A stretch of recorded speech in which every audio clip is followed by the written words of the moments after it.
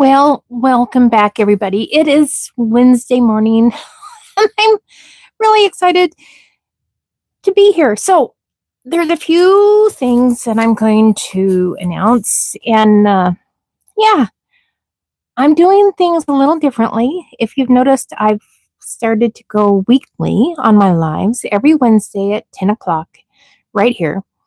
And then about a day later, I'll publish it for everybody to view. So if you can't make it at that time, you can view it later.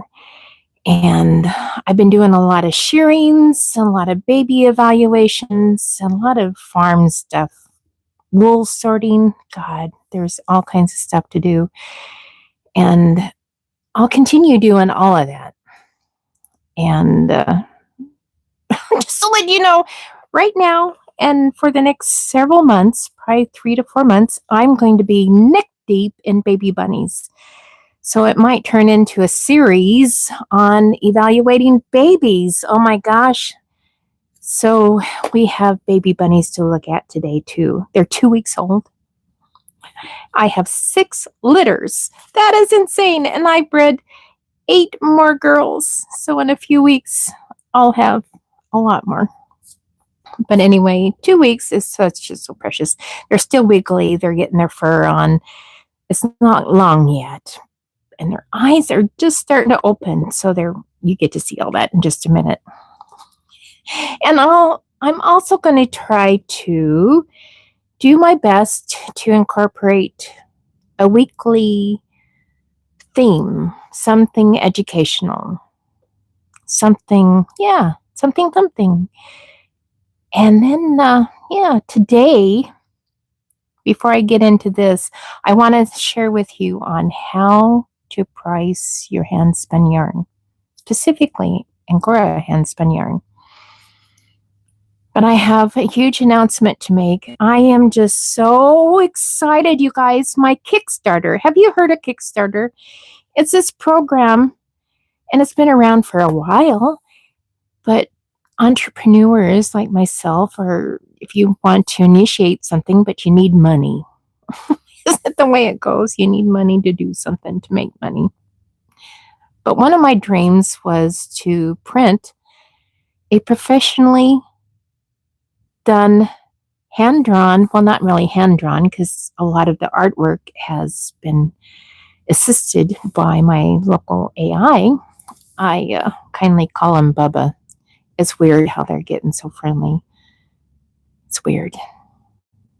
Yeah, as the younger people, they just hop onto the train. It's like no big thing. Us old people, it's hard to get on the new train. But, I'm working with it, and I'm having a blast. So here we go. He helped me make Angora. It's called Angora Royalty Deck, because I played around with several different design concepts over the last couple of years, and it just dawned on me. I found the royalty, because Angoras, in my opinion, are the royalty rabbit of all the rabbits. I know everybody has their special rabbit they think is precious, and you're not wrong. But neither am I. So anyway, these cards, I dove into what it would cost. I even tried to print some myself, because I have a pretty good printer at home, and I laminated them, and they're okay. They're not bad. But I wanted better. So I looked into it, and of course, the price is astronomical. But I looked at it realistically. How much would it cost to print 100 deck of cards? And then maybe a few t-shirts. And I'm looking at other successful programs that they've had through Kickstarter, and I've kind of mirrored a lot of their processes. They have different reward steps. Like if you buy one deck of cards for $20, you can get on up to $150, and you get a t-shirt and stickers. And I even have bookmarks. They are awesome. They look pretty cool. Anyway, with all the costs, paying the dues, paying the taxes, paying the shipping, and all these other little extras that I'm throwing in there, I figured for 100 decks of cards, it's going to cost me about $2,500. And I'm not making a whole bunch of profit, very little. I was even settled on printing and making my own boxes. So I thought I could save some money doing that. They won't look as great as coming off the printer, but it's like, what? But we're only halfway through, just a little halfway through, and I've already made my goal of $2,500. And the way Kickstarter works is if I don't make my goal, nobody that has pledged any money is charged, not a dime. No harm, no foul. But if I do make my goal, the minute it closes, there's like a 60-day window. I can't even push it a day later. Nope, it goes for 60 days. So if I do make my goal, then I collect the money, I talk to the printer, give them the money, and they start printing. I start making t-shirts and all these other little goodies for everybody. Well, we're not just a little halfway through and I've already made my goal. Holy cannoli. So now I'm going to the next step. Why not, right? Why not? I'm looking at what they call stretch goals. And for a little bit more money, if I earn enough, I'm talking to the printer today, actually. I talked to him a little bit earlier this week. I can have professionally printed boxes and maybe even gold gilding on it. I'm looking at the prices, getting that solidified, so I'm going to announce through my newsletter and whatnot how much my stretch goals are. So I'm going to continue trying to make more money. If I can have boxes professionally printed, and if I can get gold, like, I don't know, it's called foiling. There's different terminologies. I've never done this before. I'm new at this. So but I'll share more. So if you haven't bought a deck yet, go to my Kickstarter. Go to sinfullysoft.com. That's right. The link is right there on my homepage, and it'll take you right to it. So buy you a deck or 10. One for you and one for your buddy, and I don't know. Anyway, they're pretty awesome. And just FYI, if I do have any decks left, they go on my Kickstarter about $20 right now. And I think the best deal is you can buy 2 for $35. I'll tell you, they're a collector's item. They're pretty bloody awesome. So after they're printed, I might sell them on my website, but they're not going to be for that price. They're going to be for a lot more. They're pretty precious. So if you want to get in, do it now. We only have a few weeks left. Oh, so I've done the kings, the jacks, the aces, and all the numbers. They all have new pips. They're the pips. That's a new term I'm learning, right? They're the little hearts and clubs and whatnot. I made them into little gems. And once I did that to all the cards, I'm like, oh my God, it brightened everything up. They're beautiful. So on my to-dos, I'm working on the queens still. I don't know, maybe it's the female in me, but I'm looking at my current queens and they're just not feminine enough. I don't know. How can you make a rabbit look feminine? You can when you look at them. Even in real life. So I'm trying to tweak them a little bit to make them look feminine. And then there's the box. I'm designing the box as we speak. So regardless if I print them myself or send them to the printer, I need to have the design done. So I'm working on several mock-ups right now. They're looking pretty awesome.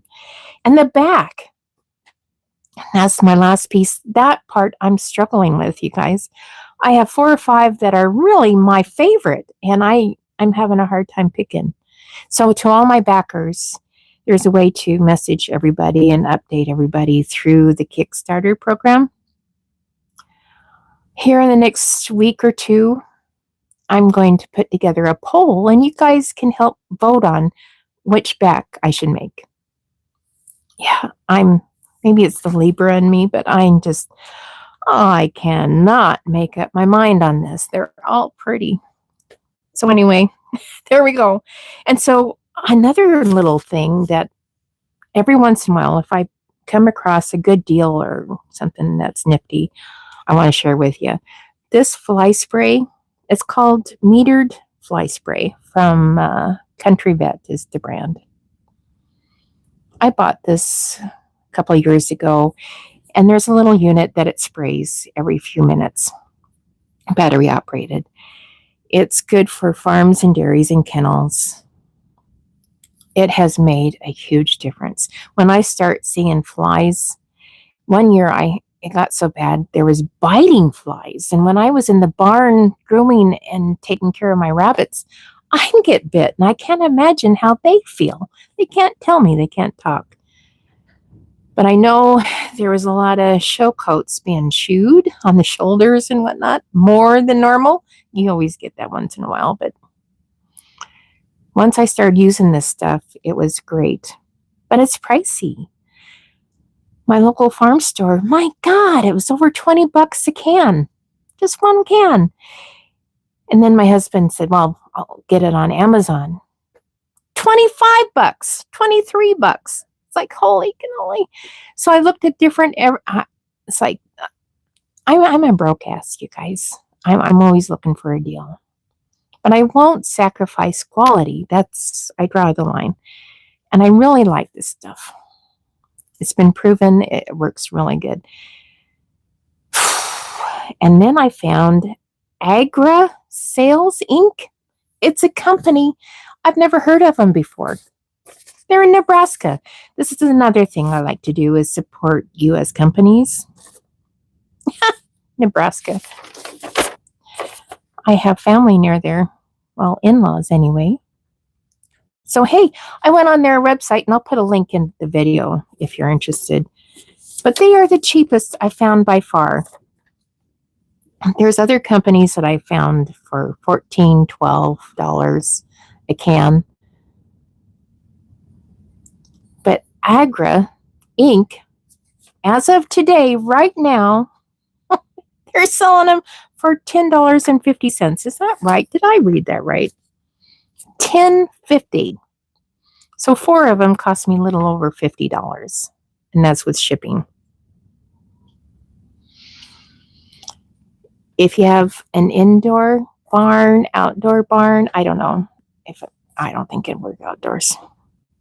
But indoors, this is godsend. Oh my gosh. So let's get to the meat of what I want to share today. I'm going to talk about something that I know can make a lot of fiber artists uncomfortable. And that's pricing our handspun yarn.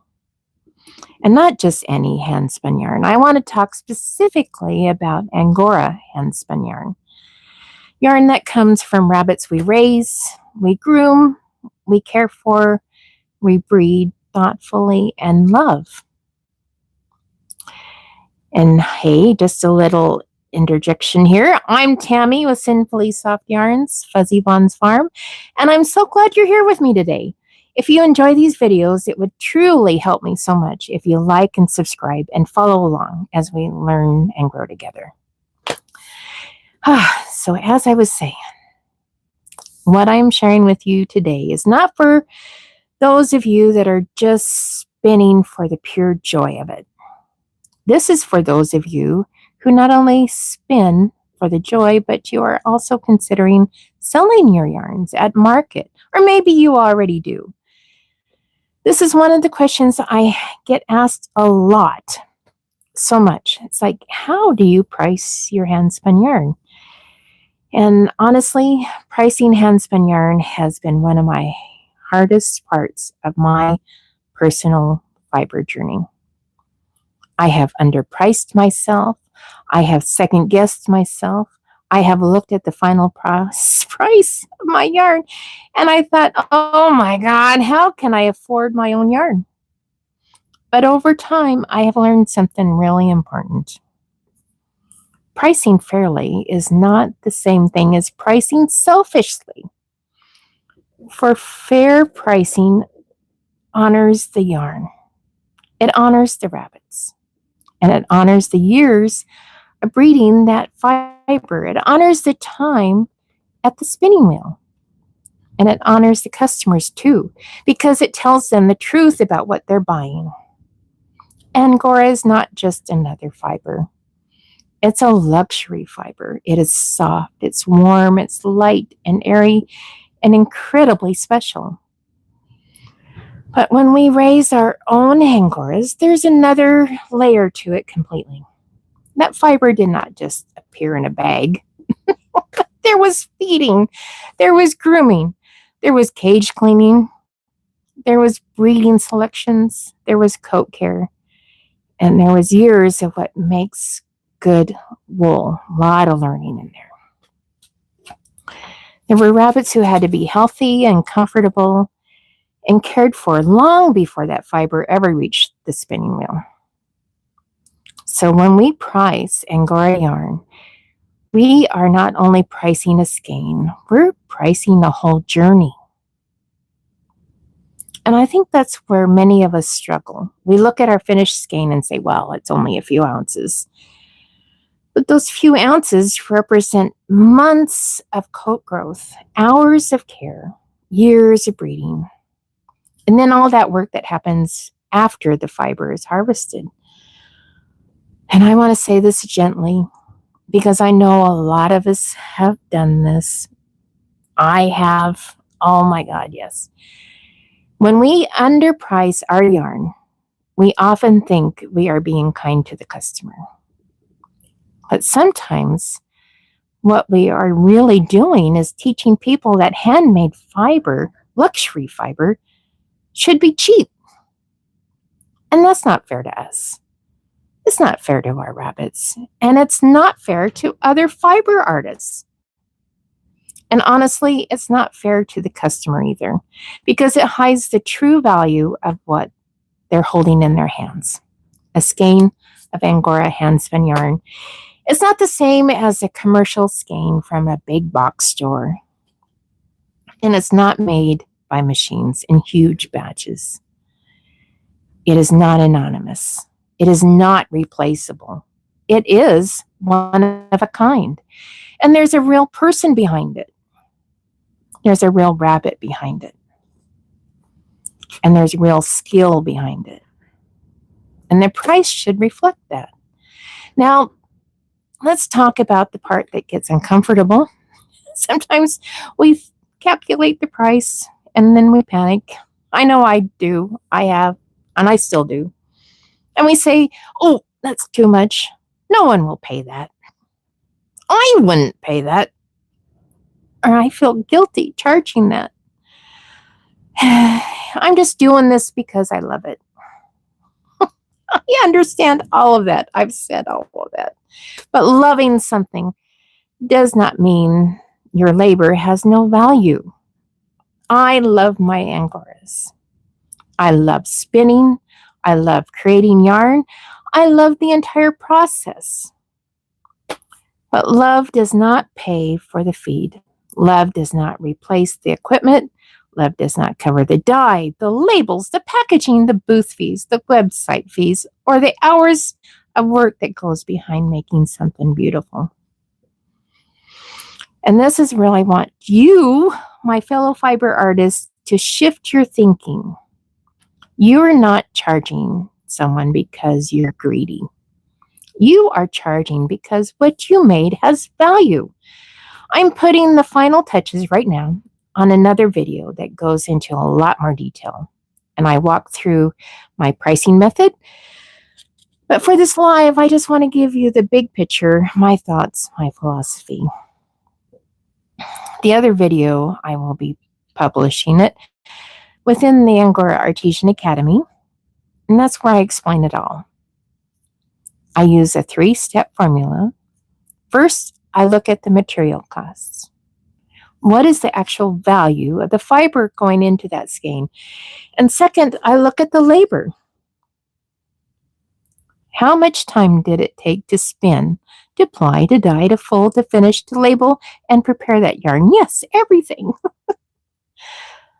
Third, I do a final value check. Does the finished price honor the value of the fiber and the finished product? That last piece is important, especially with Angora, because if we only charge for raw fiber plus a tiny bit of time, we can easily end up pricing our luxury yarn as if it was ordinary yarn. And it is not ordinary. A simple formula like fiber cost plus your hourly labor is a good starting point. It helps you understand what it costs you to make the yarn. But it does not always tell you what the yarn is truly worth. For example, a plain 2-ply yarn and a beaded Angora silk yarn. Do you hear that? Babies are wanting out. I have them in a box right over here. Oh my God, they're so cute. We're almost there. Anyway, a plain 2-ply yarn and a beaded Angora silk yarn are not the same thing. A simple wool blend and a high percentage Angora specialty yarn are not the same thing. A bulky yarn and a delicate lace weight yarn are not the same thing. Some yarns require skill and some require time. Some use more expensive fiber. Some involve dyeing, beads, plying tricks, fulling, or specialty techniques. And that is why I like a more thoughtful pricing method, not because I want to make pricing more complicated. God knows I can do that. I overthink things. I complicate things. Ask my husband, he'll tell you. But here's what I do want. I want something more. I want the final price to be honest. One thing I want to be very clear about. I am not saying everyone has to charge exactly what I charge. Your numbers will be different. You may spin faster than I do. You may spin slower than I do. You may use different fiber. You may have different customers, and you may be in a different market, maybe in a different stage in your entire fiber journey. That's okay. The goal is not to copy my numbers. The goal is to learn how to calculate your numbers with confidence, because guessing is stressful. But when you have a method, you can stand behind your price. When somebody buys your Handspun Angora yarn, they are not just buying yardage. They are buying hours of craftsmanship, premium hand-raised fiber, years of rabbit knowledge, color and texture artistry, and a one-of-a-kind skein they cannot get anywhere else. They are buying something with a story that matters. I think when we explain that story kindly and clearly, the right customers understand. And not every customer is your customer. And that's okay. The right customer will see the value. And here's something I have learned to do. When I calculate a price and it still feels too high, I do not immediately lower it. I pause, and then I walk away, and I let myself breathe, in and out. Because sometimes the discomfort is not because the pricing is wrong. Sometimes the discomfort is because I'm not used to valuing my own work properly. If I still feel nervous, I would rather list the yarn at its true value and offer a sale price or a special promotion than pretend the yarn was never worth that much to begin with. That little shift matters. It tells customers this is the real value. Today, you're getting a special price. That is very different from saying my work was never worth more. So if you're a spinner, especially if you are spinning Angora, I want you to hear this. Your work matters. Your time matters. Your skill matters. Your yarn does not have to be the cheapest yarn in the room, but it has to be honestly priced. And when we price honestly, We help preserve the value of the Angora fiber for everyone. We help educate the customers. And we help support better animal care. We help make this craft sustainable. If you want to learn more, I will be publishing my next video very soon, and I'll be announcing the official release in the Angora Newsflash. That's my newsletter. To get that, you can, if you're not subscribed yet, you can get that. It's in the link below. And this new series will be called Pricing Angora Handspun Yarn with Confidence. I love it. I love it. Where I walk through my entire method in detail. It includes my 3-step formula, charts, and real examples. I will actually walk through the process step by step, giving you the tools you need to find your true value, your pricing formula. But today, I hope this gives you the encouragement to stop guessing, stop apologizing for your prices, and start valuing your Angora yarn with confidence. Because at the end of the day, every skein carries more than fiber. It carries time, it carries intention, and it carries experience, and it carries the care of the animals behind it. There you go. So, my friends, spin proudly, price fairly, and never forget, you and your Angoras are worth every penny. That's my spill. I'm all done. But you know what we're going to do? We are going to play with baby bunnies. I'm going to get right up here and change this phone direction so I've been practicing. So I think we got her. Kind of, sort of. I hope. So bear with me. Things are not perfect in Tammy's world, but one thing for sure is we have fun. And I don't want to have my computer tip over.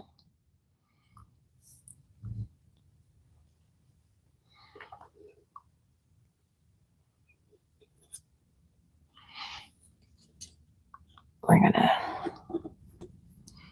do this and get my notes.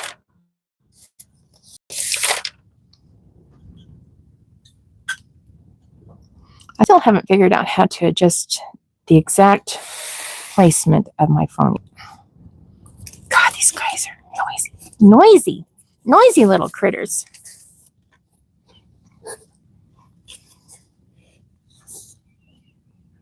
Well, I think that's going to work.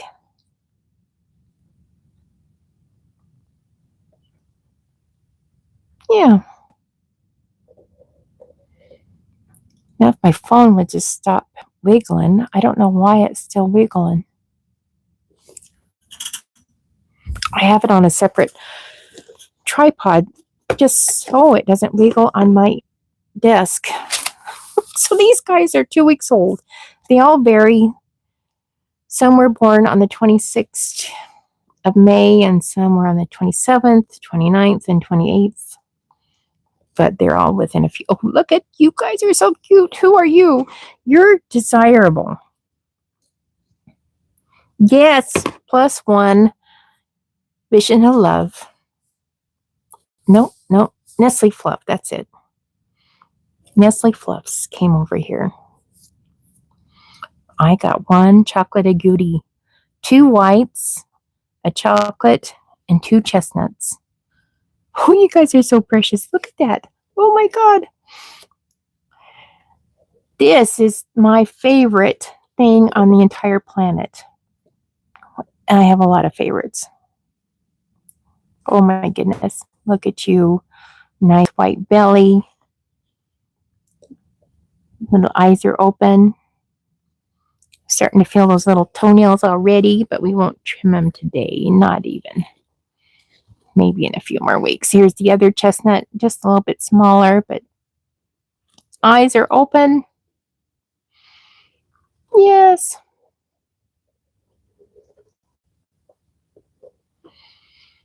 Nice white belly. Oh, yes, you're precious. Last week, some of these guys were sharing a tub, and I had a divider. They were too big.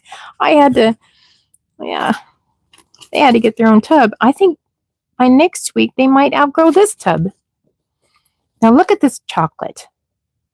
It's one of my bigger ones. I am so proud of this one. Oh my gosh, you are so pretty. Some of my solid colors before, just to let you know, it's something in the genetics. I haven't figured that all out yet. But sometimes we get that little white spotting on the nose or on the chin. I'm not seeing anything.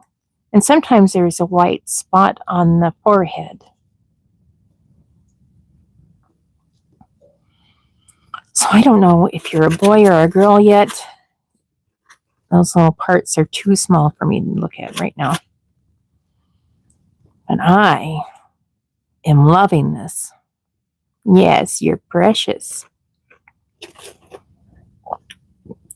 Yes, you are. And let's look at my little chocolatey goodie. It's not the biggest one in the batch, but you're no runt either. So, that's all right. Where are you going? Oh gosh, these guys are little wiggly little things. Oh my God. I should move this up a little bit, I think, so it's better. I'm playing with my camera. Yes, making sure you guys are in. Now, several weeks ago, I made a mistake. When I looked at one of my fawns, I thought it was a fawn, but it was a chocolate goodie. But this is definitely a chocolate goodie. Yeah, yes. I think it is. I'm looking at the tips of the ears, the color.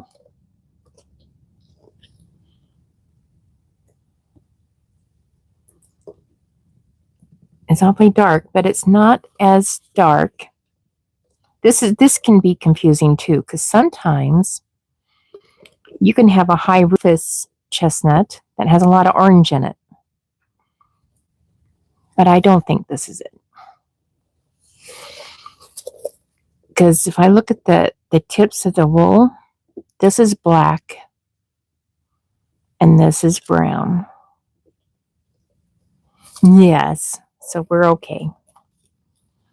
And then look at this. I got two little white babies. They're not so little. Oh my God.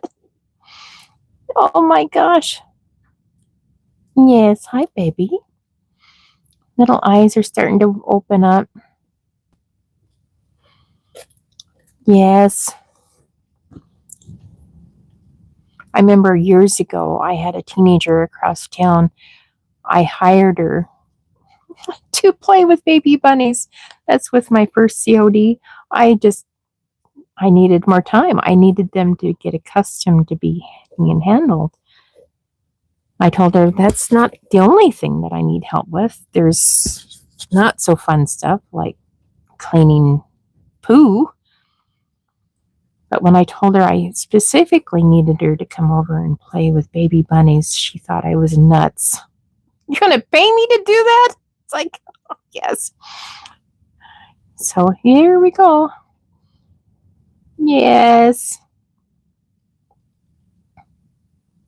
Some of their moms are more calm than others, but they've all done a really good job, all in all. So this Desirable, her baby daddy was Kahlua, and Nestle Fluff. And just in case you're wondering, I do have holes in the side of my little tubs, so they get plenty of air. We're not snapping them shut. Yeah, so Kahlua was a chocolate buck that went to a new home. And Nestle Fluff's baby daddy was also Kahlua. This is Cream Puff. Cream Puff. Who is Cream Puff? I think she's an F2. She's my fawn girl. And look at this. All chestnuts and 2 whites. Not a fawn in here. A bunch. She has 8. Oh my God. And who was the baby daddy? Dazzle was my chestnut agouti. That's what you guys take after, is a lot of daddy. Dazzle was one of the sons of one of my most favorite white does ever. She won so many best in shows. And this is where the heartache comes in. She died. I was so distraught. She was such a good girl.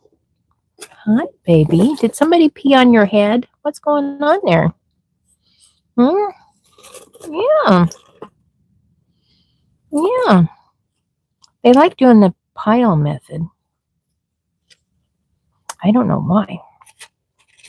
Baby bunnies do that. So anyway, Dazzle, he was one of 5 kits from Sweet Thing. He was my all-time favorite. And I just make these decisions, right, wrong, or ugly. I don't know, but I just made a decision that no matter what, he was staying home. So I shared him so I wouldn't be tempted to take him to a show, because I've been known to change my mind. Yep, I have. Yeah. Hi, guys. 2 white ones. So he never earned any legs. He never got registered. He's just sitting pretty in the barn. I might take him in to be registered someday, now that he's had plenty of babies. All right, sweethearts. Yeah. So none of these are really, this is one of the larger ones, but you all have nice white bellies. Let me go through here. You're just a little bit littler. This mom has 8. So she's been feeding all of them really good. They're all white bellies. Some are a little more orange.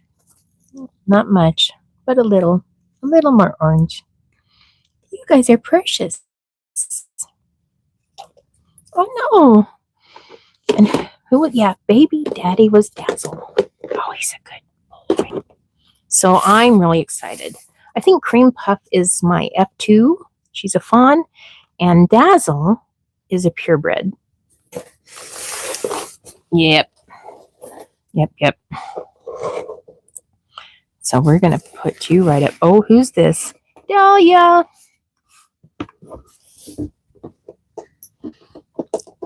I got too many babies on my...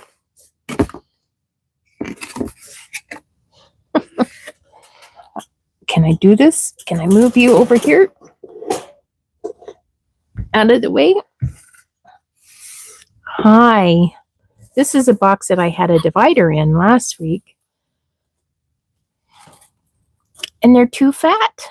They didn't fit. So I had to give them the whole box.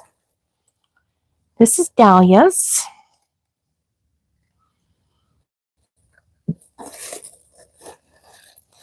She had 7. 1 white. She's a purebred chestnut giant. And baby daddy was another purebred chestnut giant, Mr. Dazzle. And they gave me 1 white. I'm so excited to have whites again. Yes. But I really wanted some chocolatey goodies. So I didn't get any in this batch. But with the 8 new moms that I bred, look at that. My phone is wobbling. I'm going to fix that before next week. So Yeah. With my new 8 girls that are expecting here in a few weeks, every single girl met date night with a chocolate goodie. I got 2 purebred bucks, and so those boys were busy. I said, I need to get serious. I need more chestnuts. I need 8. If all goes well for my COD coming up, I need 8 for October at convention.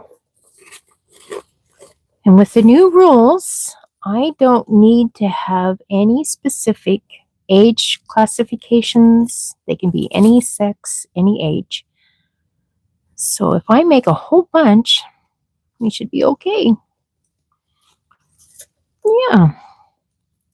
The only catch is if the secretary and our president of NARBIC has to weigh them and submit a report to the ARBA Standards Committee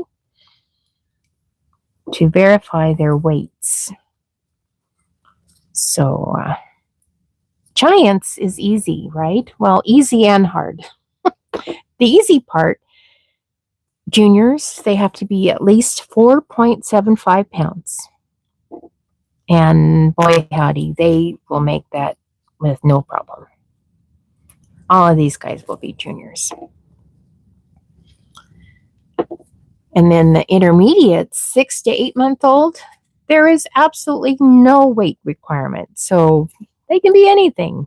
It doesn't matter. They'll pass. The seniors, now that gets tricky sometimes because they have to be at least the minimum weight for girls is 10 pounds and boys, they have to be 9.5 pounds by 8 months old and older. Luckily with my giants, we've never had that issue. Thanks to Louise Walsh. Way back when I got my first purebred giants flown in from Massachusetts all the way to Portland, Oregon. Then I drove 2 hours from Washington to the airport to pick them up. They left at 8 o'clock in the morning. They got in at the airport a little after 11 that night. Oh my God, I've sprouted some gray hairs that day. I've never went through anything like that before. I was so nervous. And then I'm waiting at the luggage area, right? I've never transported animals before. They were asleep, waking those guys up. And all the luggage was delivered. There was no rabbits. Well, come to find out, we had to track somebody down. 11 o'clock at night, there's not a lot of people working. But we found somebody and they told us where it was. It was like 5 miles away. So we hopped in the truck, went down there, found the little carrier. They were just getting unloaded. They just arrived. We popped the top off and 3 sets of beautiful giant babies. They were like 10 weeks old, 10, 11 weeks old. 1 blue and 2 white. But man, those first ones were gorgeous. That really set me up to do really well with my giant program. I was just tickled to no end. And they were huge. And they had bone. So as I continue throughout the years, I've learned that back east, the Midwest, and the rest of the country, because there wasn't any in the Northwest where I'm at, there was 0. And everybody else was struggling to make senior weight. And I had it in spades. The one thing I needed to improve on, and we have, is the body type, being the commercial body type. Yes. So we've made leaps and bounds of improvement. Yep. Well, you guys are so precious. Thank you, Miss Dahlia. Dahlia, baby daddy, was Dazzle. So Dahlia is a registered and granted little chestnut, not so little.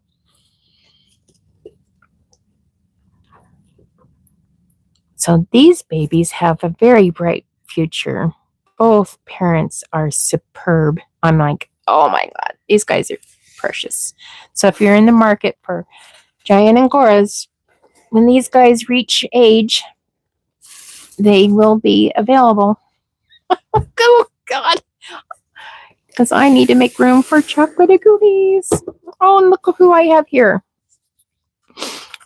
Who are you? Vision of love. Look at you guys. You're sleeping.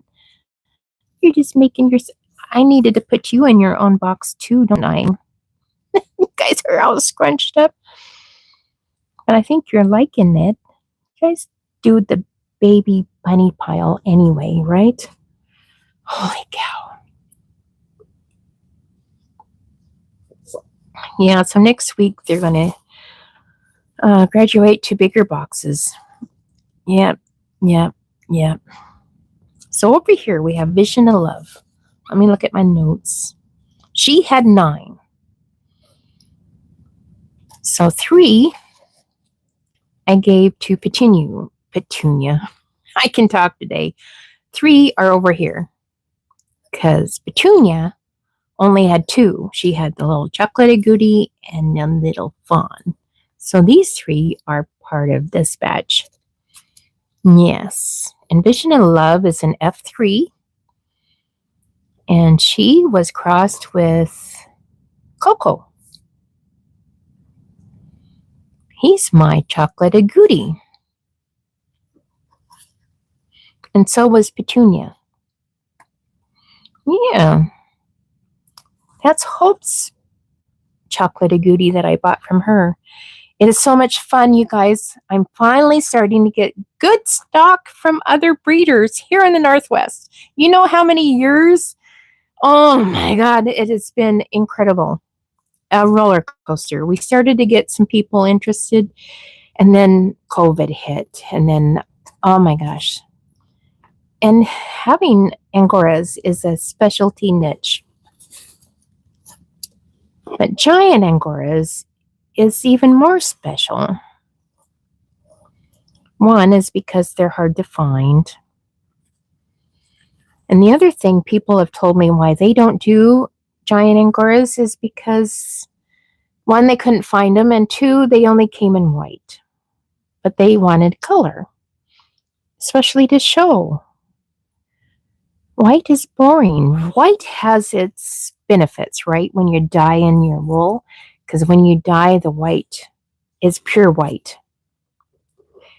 And it has nice, vibrant colors. It's beautiful. But there is something, a lot of something said to a natural colored bunny and bunny wool. It is just precious. Oh my gosh. See, this has a high rufous. It has a cream colored belly. Those are pretty cool too. Pretty cool. Guys are sleeping. Yes, yes, yes. So anyway, I got Coco and a black girl from a chestnut, a goodie, and a black girl from Hope, a new breeder up northern Washington. And I was just really thrilled with both of them, especially that buck. Oh my gosh, I fell in love with them. And she's been doing really good on her show tables and stuff. She had a major issue. Her house had a house fire. Nobody was hurt, but she had to move. And oh my gosh, I can't imagine. So bless her heart. Hope, hugs out to you there, girlfriend. She's sticking with it. She's shearing her rabbits, making life choices, going through the survival mode, right? Doing what we need to do. Yes. Next week, you guys will have your own tub. I'm going to have to even migrate to a bigger tub. You guys are giants, by the way. And then just last week, I picked up a brand new little girl. Oh, she's about 10 weeks old. Queen Latifah, little chestnut. Oh my God, she's so precious. And she's the sweetest thing on the entire planet. Oh my God, Crystal, if you and your daughter I just love her. Every time I go up to the cage, she goes right up to the door and she gives me kisses. And she's like, "Oh, who are you? I think I like you. Yes, this is cool." Oh, you guys, I'm so thrilled. You're getting hot in here, aren't you? That's it. Oh my gosh, I had to put a sweatshirt on today. You're part of Vision of Love. You guys are so precious. Nice white bellies. All of them. Oh my gosh. Oh, and look at this fawn. You're pretty. Now, Petunia is 2 years old. I've been trying to breed her for so long, and she's a purebred chocolate. Yeah. And I was hoping she would give me a chocolate agouti, and she made me one. And a little fawn. Yes, she did good. And she's been a good mom. She's helping Vision of Love with these other chestnut. And oh, look at this little. Now, this is a chocolate agouti for sure. You can tell the brown. There's no black to that tips at all. There's no second guessing. They're nice white belly. Yeah. There's little white around the nose and then the ears. Come back here, you little squirmy little bouncy little thing. Come here. And there's supposed to be a little triangle behind the neck that's a little lighter colored. Yeah, that's perfect. Hi, sweetheart. I can't tell what color your eyes are yet, but I'm going to say they're brown. But we'll take a closer look. Now, which one of you guys had that other chocolate agouti? I want to compare. Can I compare? Where is it?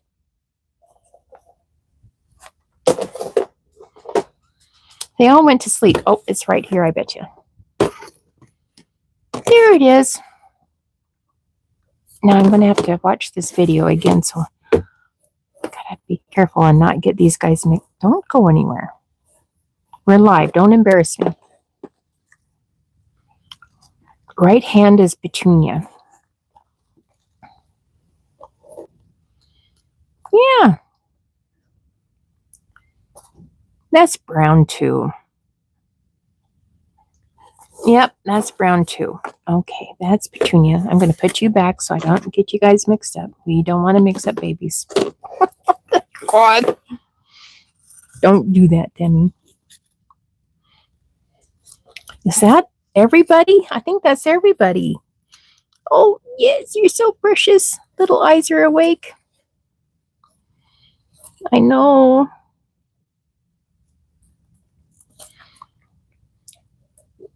Yes.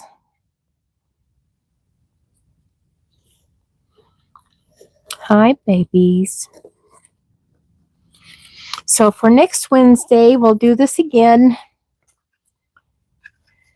And I think I'm going to have to move up to the bigger boxes. Yep. There's the bigger size plastic totes that I have somewhere that have holes drilled in them. I'm going to have to wash them up because I haven't had so many litters for a long time. But we're in nursery mode. Majorly. Major nursery mode. All right, you guys. Yep, it's 11 o'clock. Holy cannoli. I can pass time. Yes, I can. Oh, this is a high rufous. Oh my gosh. Look, this is high rufous too. Oh, and you're high rufous. We like high rufous in our chestnuts. We do. Oh, you guys are so precious. You're sitting on your brother's head. Or sister. She don't care. Yeah, she don't care. Okay, I got stuff to do. Good Lord. Oh, but I want to play with baby bunnies. Let's see if I can do this without disconnecting again. Every day I'm doing a little bit better. 1% increase in quality in something, right? Oh my God. I'm going to put the lid on these guys so they don't. Oh, come here. I want to hold you. Yes, I want to hold you. Don't pee on me, okay? Not on live TV. None of that. None of that. All right, you guys. I'm going to try to put these guys away and get to work. Get to work. This is part of my job too, though. Playing with you. Yes. He's like, okay. You guys have a good one. Thank you. Oh my goodness.